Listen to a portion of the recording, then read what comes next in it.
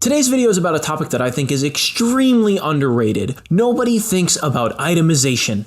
Quite literally, people troll games from level 1 because they just don't build correctly. People default to building the exact same thing every game, which is just not how you're supposed to play the game. It is nowhere near ideal, and you should absolutely avoid doing it. Smash that like button, destroy the sub button, and let's jump right in. First things first, you get into game. Just stop right there. What are you going to buy level 1? You should not just click on the first thing that comes onto your screen. Don't just default to the Doran's Blade, the Doran's Ring, or the Doran's Shield. There are other options out there. If you're playing mid lane against an assassin, you should absolutely consider starting Cloth Armor. That'll heavily reduce the chances that you can die against them in the early game, and that is how you prevent them from being able to win. Being able to itemize properly at level 1 is the first step in setting yourself up for success in your itemization. This can easily let you transition into amazing items. Are you fighting a really annoying AD assassin like Zed? Start Cloth Armor, and then you can get your Arm Guard even sooner. Or maybe you're going against somebody like Vlad who has insane sustain. You might want to start with a No Magic Mantle. That way you can go to a Hex Drinker or a Spectre's Cowl depending on who you're playing. Now let's bring it in for a second. Now don't lie, we all know that we've been there before, where you start a really dumb item and then you just die in your lane because you did a really dumb thing at level 1. This can help you prevent that. Now let's take a step further into the game. You're already gone for your first back. When you're in the middle of recalling, I want you to do yourself a favor.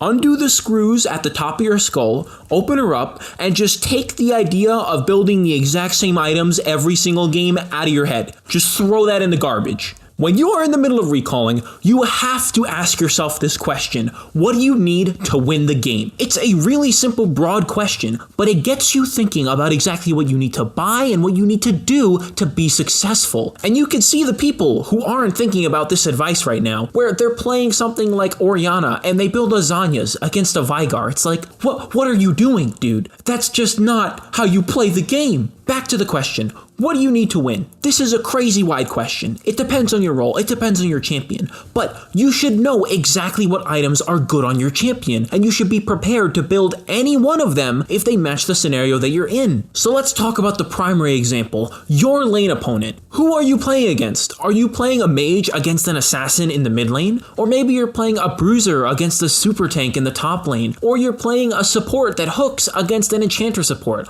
What's the situation that you're in? Mage versus assassin mid? Seeker's Arm Guard, right there, it's your dream item. Hook support versus enchanter support? Zeke's Convergence, boom, amazing item. Slows them down, does extra damage, their healing means nothing, they can't kite you, perfect. And these situations all sound great, but there's just one problem. You have to think about it ahead of time. And so many players just don't do this. Just get the silly stuff out of your head. You're not worrying what XX Windblade XX is doing in the mid lane on Yasuo going 0-12. That doesn't matter. He's not going to be there next game, and he shouldn't matter to you. Get that out of your head and get the itemization in there. Ask yourself the questions to make yourself a better player, to smash your opponents. If you're crushing them 12-0, it's not going to matter that your mid lane XX Windblade Yasuo XX is going to be 0-10. You're going to be smashing just as hard as he is feeding. That is going to be the difference in those games where you can just barely hard carry and win it. Those satisfying wins that you just hard carry your entire team will come to you more often if you're able to do this. To learn more about how to smash your opponents and carry your games, don't forget to join our website right now during our winter sale. It's just $3 a month, and we have full refunds if you feel unsatisfied with our product. But we know that you will, because we have tons of challenger level videos all waiting for you to help you win your games.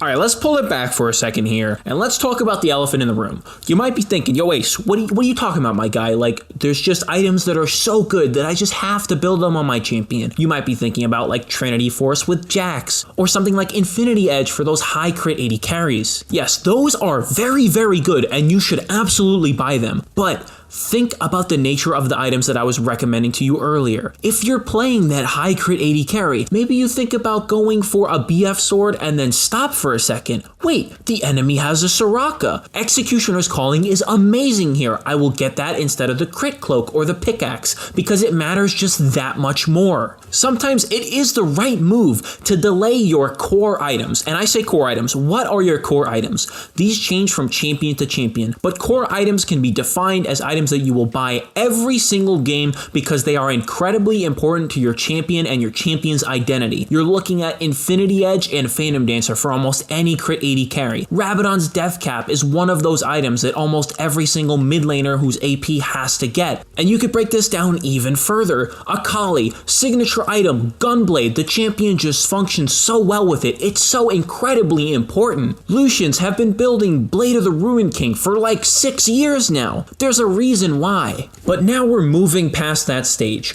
You've thought about delaying your core items, you might have bought a little tech item here or there, changed up your itemization, changed up your level 1. Now what? Look at the enemy team. Is there somebody on the enemy team who is incredibly fed?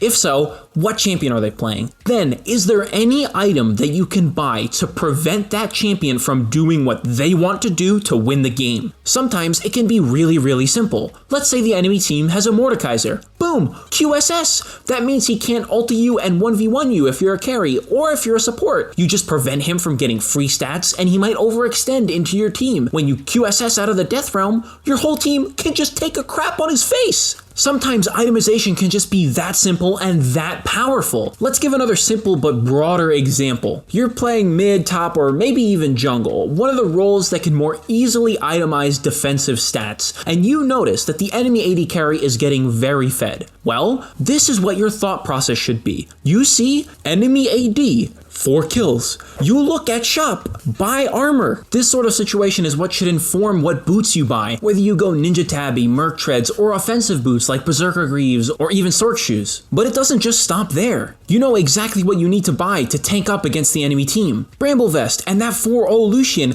can't hit you without killing himself. And if at the same time it helps you fight your direct opponent in lane, well, that's perfect then. That's even more of a reason to buy it right now. Now let's take a moment to talk about the champions who just say no to building a specific item. If I see any of you fighting against a Caitlyn build a Zhonya's and I'm watching, I am going to call up Mark Merrill. I am going to tell them to shoot their new special secret project Android set into your house to RKO your computer into the trash can. And right now, I know exactly what you're thinking. You're like, yo Ace, are you bronze, bro? Like we just talked about this. It gives armor by armor against ADCs. It's not that simple. Think about what the item does for you. The moment that you press that Zhonya's, you are going to die. And it's the same exact situation if you buy a GA. Think, you press the button or you die. You go golden. Caitlyn just gets to place a trap underneath you for free and you die immediately after coming out of the Zhonya's. You can't flash out of the trap. You can't do anything with any mobility spells. It's just gonna hit you instantly. She gets a free headshot, potentially a free Q, and you are gone. And that's just one example. Maybe your opponent has built-in grievous wounds. Well, buying a death stance is kinda griefing right there, my guy. Don't fall into these kinds of traps.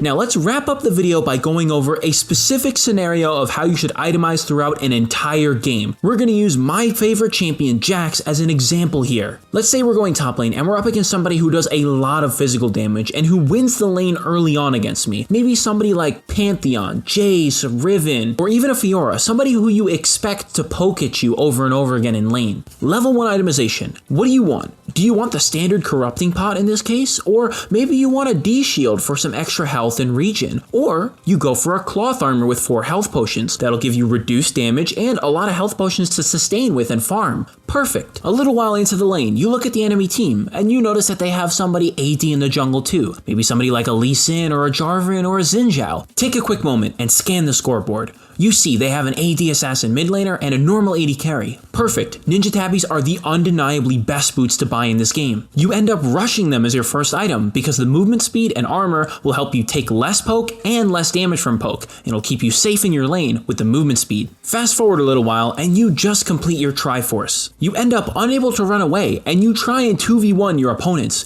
and you almost kill both of them, but you just get CC'd and bursted before you can really do what you wanted to in the fight. Maybe you were thinking about building Titanic Hydra's second item. Well, you probably have an idea at this point, but you're not going to want to buy that item. That was something that you were just defaulting to, and that is a mistake. Suddenly, your brain activates that slot machine that has armor items in League of Legends stored in it. Ding, ding, ding, ding, ding. You find Randuin's Omen. But wait, what was the key problem there? Rewind the tape. I got 2 words for you. crowd control. And you might be worried, you might be thinking, wait, did I make a mistake in buying Ninja Tabby? Was I supposed to buy Merc Treads? Until you narrow it down. You've got Sterix in your back pocket. That's the second item that you want to buy. It solves all of the problems that you just encountered. Even if you're not able to anticipate this sort of problem and recognize that you need to build Sterix's second item to do your best in that game, well, it's fine. Think about the experiences that you're having. Are you getting locked down?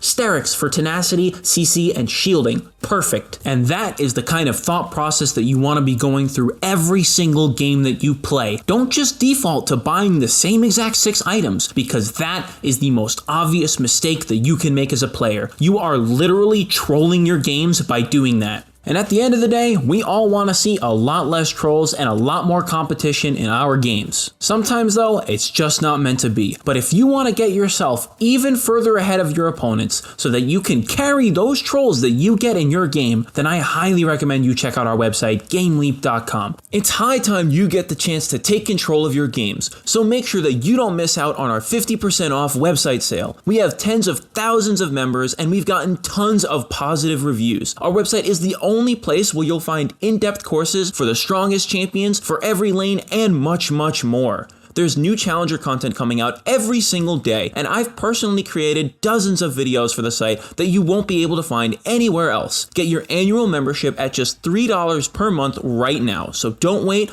go ahead and join us. If you made it this far, thanks for watching the whole video. I can guarantee you that you will now have at least one less Yasuo on your team who builds both Phantom Dancer and Sterix Gage. And don't you be doing anything like that either, otherwise I'm gonna have that phone call with Mark Merrill and you're gonna be in some deep trouble. Take control of your games by learning from our exclusive challenger courses that you cannot find anywhere else. Click right here to get started now. As always, my name is Ace Windstorm, and I will see you all later.